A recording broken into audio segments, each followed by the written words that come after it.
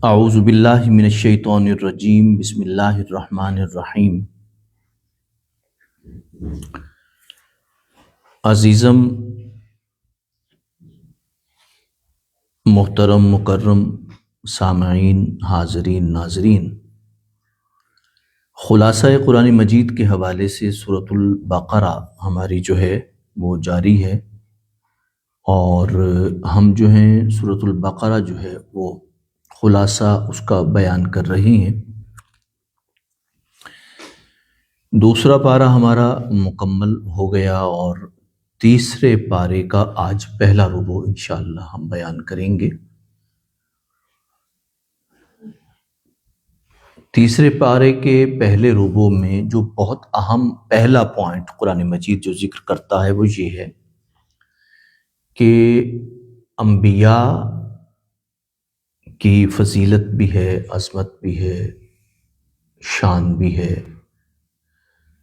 شان نبوت و رسالت بھی ہے، لیکن اصل جو انبیاء کی چیز ہے وہ ہے ان کا پیغام، یعنی جو پیغام ہے اس کو پیش نظر رکھنا ہے، یعنی اس میں نہیں الجھنا کہ کون سے نبی زیادہ فضیلت والے ہیں، الجھنا نہیں ہے۔ یعنی ہر امت یہ نہ کہے کہ بھی ہمارے نبی جو ہیں وہ فضیلت والے ہیں، جیسے کہ اب یہودی کہتے ہیں کہ حضرت موسیٰ خاتم المرسلین ہیں، اور عیسائی حضرت عیسیٰ کو آخری نبی مانتے ہیں۔ مقصد یہ کہنے کا ہے کہ قرآن مجید یہ چاہتا ہے، اور نبی کریم صلی اللہ علیہ وآلہ وسلم کو قرآن مجید نے خاتم النبیین فرمایا ہے۔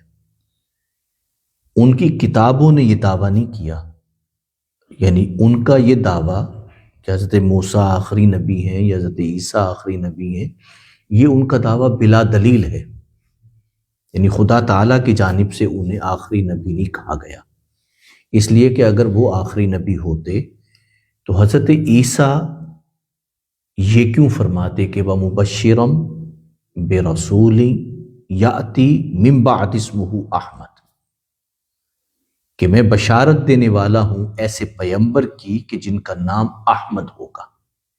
اس کا مطلب یہ ہے کہ وہ دعویٰ بلا دلیل ہے، لیکن اس بات کو قرآن مجید نے، اللہ کے کلام نے خود بیان کیا ہے۔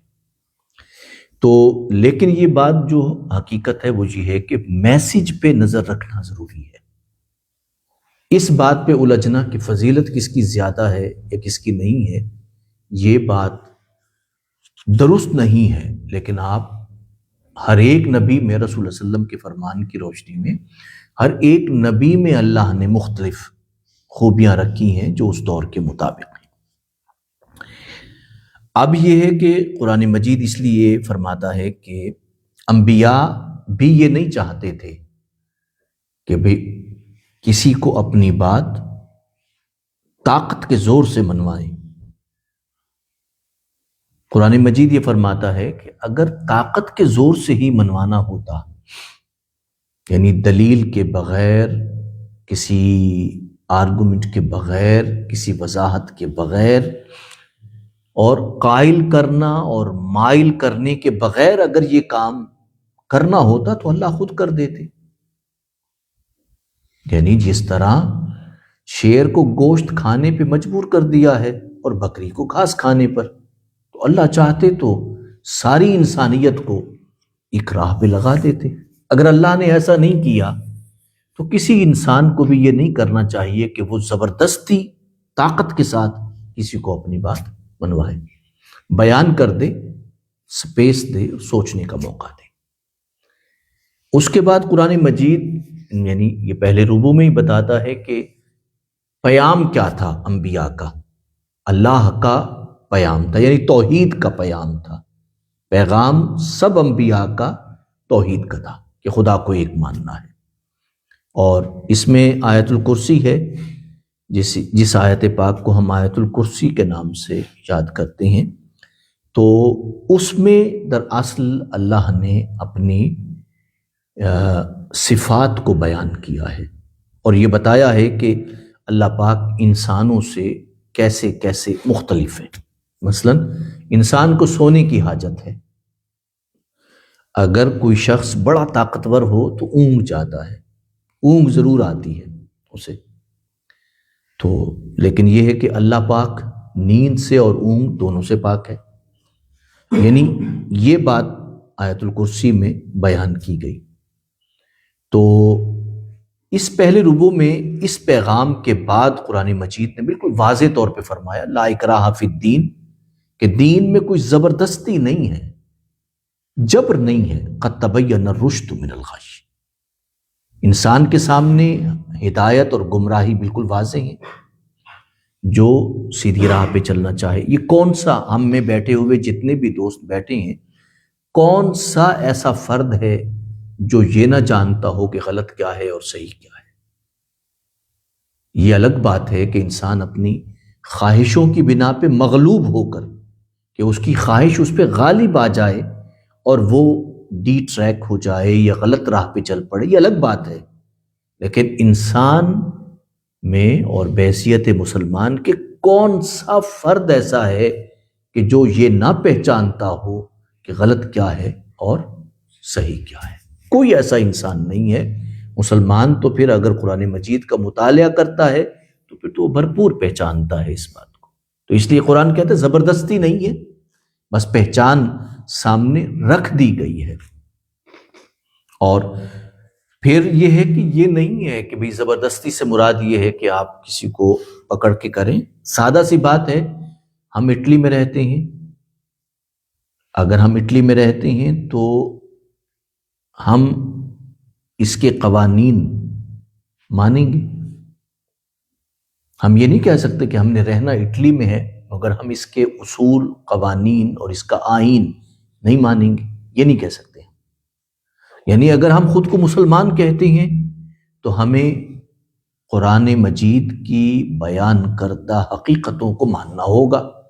اب یہ نہیں ہے کہ کوئی اسلام میں آ کے کہے، مسلمان ہو کے کہے کہ مجھ پہ تو کوئی زبردستی نہیں ہے، میں جو مرضی کرتا پھروں، کیونکہ قرآن کہتا ہے لا اکراہ فی الدین، بھئی دین میں کوئی زبردستی نہیں ہے۔ بات یہ نہیں ہے، بات یہ ہے کہ جب آپ کسی ایک دائرے میں آتے ہیں تو آپ نے ان اصول کو اور قوانین کو ماننا ہے، اس لیے کہ آپ نے خود اس کو ایکسپٹ کیا ہے، تو پھر سب کچھ ماننا ہوگا۔ اگر آپ کہیں جی میں نے اٹلی کے قوانین کو نہیں ماننا، تو بڑے احترام سے ہم سے کہا جائے گا کہ بھی آپ اس ملک سے تشریف لے جائیں، ایسے ملک میں جائیں جہاں آپ رہنا پسند کرتے ہیں، یہاں رہنا ہے تو اس کے اصول کو ماننا ہوگا۔ اس کے بعد قرآن مجید یہ بتاتا ہے کہ انبیاء نے جب دین کی بات کی تو دین کی بات جب کی تو بہت سے لوگوں نے بات بھی کی، سامنا بھی کیا، اور بعض لوگوں نے دلائل سے بھی بات کی، جیسے حضرت ابراہیم کا اور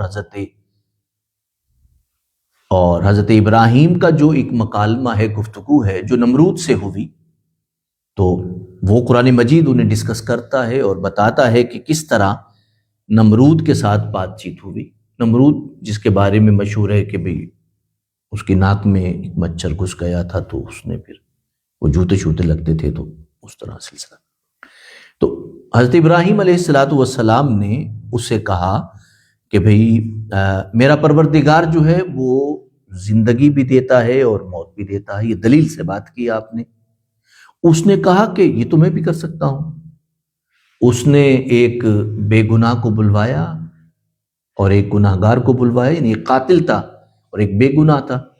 اس نے بے گناہ کا گردن اڑوا دی اور گناہ گار کو معاف کر دیا۔ کہیں گے یہ کام تو میں بھی کر سکتا ہوں۔ حالانکہ حضرت ابراہیم نے جو بات کی تھی وہ گہری تھی، وہ بات سمجھ نہیں سکا۔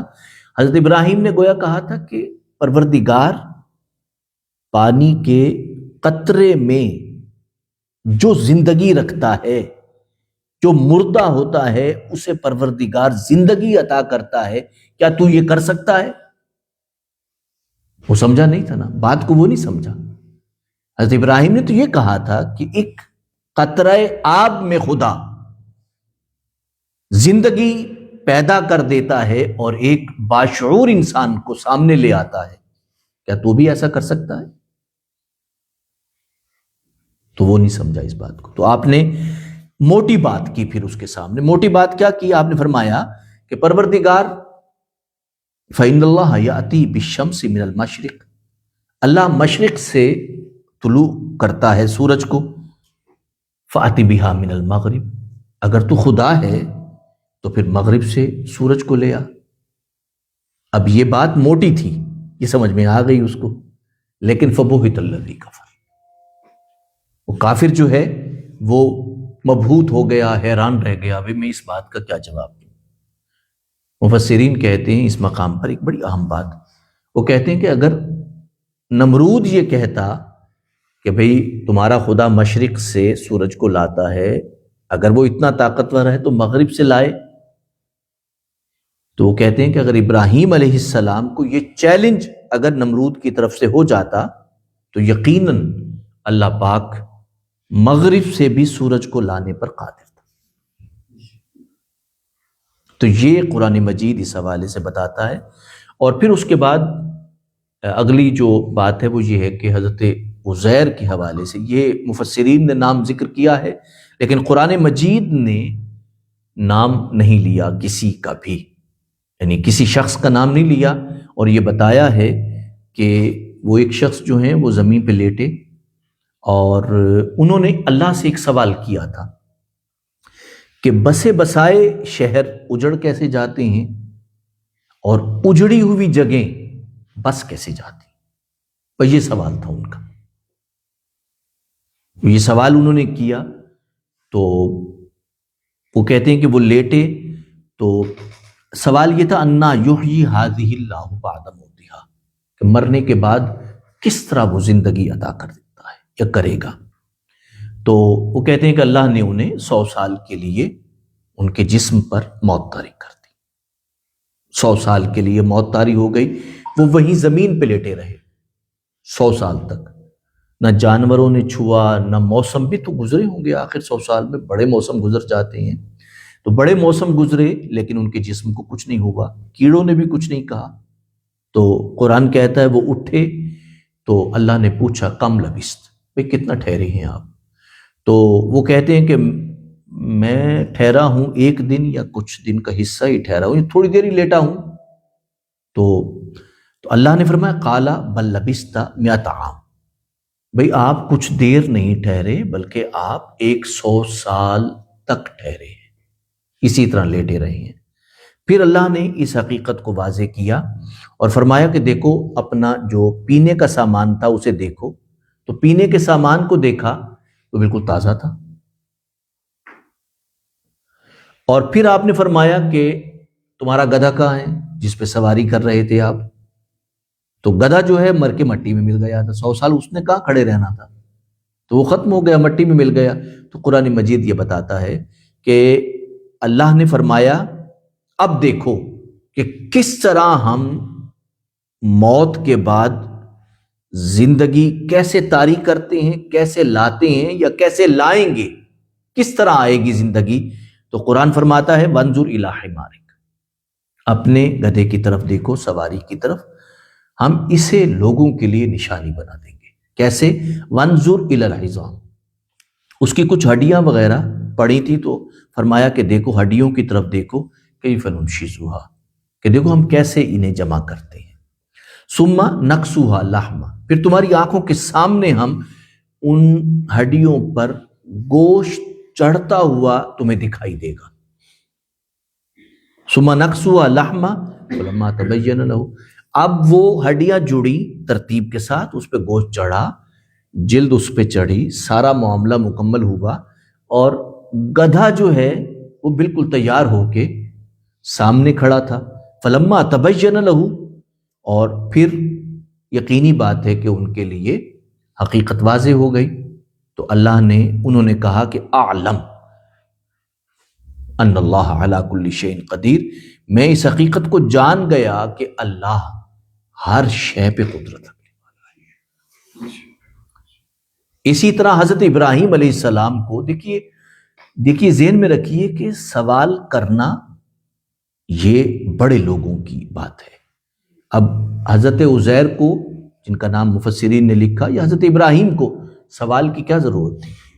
سوال پہ نہ برانگیختہ ہونا چاہیے، نہ رنجیدہ ہونا چاہیے، نہ غصے میں آنا چاہیے، نہ اسے اپنی کوئی بےعزتی سمجھنا چاہیے، اس لیے کہ بڑے لوگوں نے جو براہ راست خدا سے سوال کیے، حضرت ابراہیم علیہ السلام نے بھی سوال کیا اور پوچھا پروردگار تو کیسے، یعنی اے پروردگار کہ مجھے یہ تو دکھائیے کہ کس طرح مردوں کو آپ زندہ کرتے ہیں۔ اللہ نے پوچھا قال اولم تؤمن، بھئی آپ ایمان نہیں رکھتے جو مجھ سے سوال کر رہے ہیں؟ اب دیکھیے، یعنی ایک شخص بات کو مانتا بھی ہو تو سوال کر سکتا ہے، یعنی یہ نہیں ہے کہ بھئی نہ ماننے والا ہی سوال کرتا ہے، ماننے والا بھی سوال کر سکتا ہے۔ حضرت ابراہیم نے عرض کی یا اللہ میں مانتا ہوں، قال بلا، مانتا ہوں میں اس بات کو، ولکن لیطمئن قلبی، لیکن میں چاہتا ہوں کہ میرا دل مطمئن ہو جائے، یعنی ایمان اور اطمینان۔ یاد رکھیے کہ سوال کبھی اطمینان کی خاطر ہوتا ہے اور کبھی ایمان کی خاطر ہوتا ہے، ہمیں دونوں پہ نہیں گھبرانا چاہیے۔ ایمان کی خاطر کوئی سوال کرے تو نہ گھبرائیں، اطمینان کی خاطر کوئی سوال کرے، یعنی اطمینان یعنی سیٹسفیکشن کے لیے کوئی سوال کرے تو نہیں گھبرانا چاہیے، اور اگر کوئی بلیو کرنے کے لیے سوال کرے تو بھی نہیں گھبرانا چاہیے۔ تو حضرت ابراہیم علیہ السلام نے عرض کی یا اللہ نہیں، میں اطمینان قلب کے لیے سوال کر رہا ہوں۔ اللہ نے پھر ان سے آگے فرمایا کہ بھی آپ مختلف پرندوں کو آپ ذبح کریں اور پھر انہیں مکس کر دیں اور پھر انہیں آواز دیں، جس طرح کے پرندوں کو یا جانوروں کو ہم بلاتے ہیں اسی طرح بلانے کے انداز سے بلائیے، تو آپ کے سامنے سارے پرندے بالکل جڑیں گے اور جڑ کے آپ کے سامنے آ جائیں گے۔ اور پھر ایسے ہی ہوا کہ آپ نے تو پرندے کو آواز دی اور پرندے جڑے اور جڑ کے ان کے سامنے آ کے سارے پرندے آ کے بیٹھ گئے۔ تو اللہ نے دراصل حضرت ابراہیم سے کہا کہ آپ نے ابھی پکارا ہے ان پرندوں کو جو آپ سے مانوس تھے، یعنی جو آپ کی ذات سے تھوڑا تعلق رکھتے تھے، مانوس تھے آپ کی ذات سے، تو آپ کی آواز پہ وہ مرے ہوئے پرندے اکٹھے ہو گئے۔ تو یہ انسان مجھ سے بھی محبت کرتا ہے، میں جب آواز دوں گا تو بکھرا ہوا انسان ایک دفعہ سمٹ کے پھر میری بارگاہ میں آ جائے گا۔ تو قرآن مجید اس لیے آخر میں فرماتا ہے وَعْلَمْ، اس حقیقت کو جان لو، ان اللہ عزیز حکیم، کہ اللہ غالب ہے، حکمت والا ہے۔ تو یہ ابھی خلاصہ مکمل نہیں ہوا ہمارے پہلے ربع کا، اس کے بعد انفاق فی سبیل اللہ کے حوالے سے، یعنی راہ خدا میں خرچ کرنے کے حوالے سے تفصیل ہے، فضیلت ہے، عظمت ہے، اور خرچ کرنے کی حقیقت ہے، اور انسان کی نفسیات کیا اس پہ ہوتی ہے۔ ایک انسان جب خرچ کرنے لگتا ہے مال کو تو اس کی نفسیات یا اس کے اندر کی کیفیات کیا ہوتی ہیں، قرآن مجید اسے بیان کرتا ہے۔ انشاءاللہ ہم اسے کل بیان کریں گے، اللہ نے اگر زندگی رکھی، آمین ثم آمین۔ اللہ پاک عمل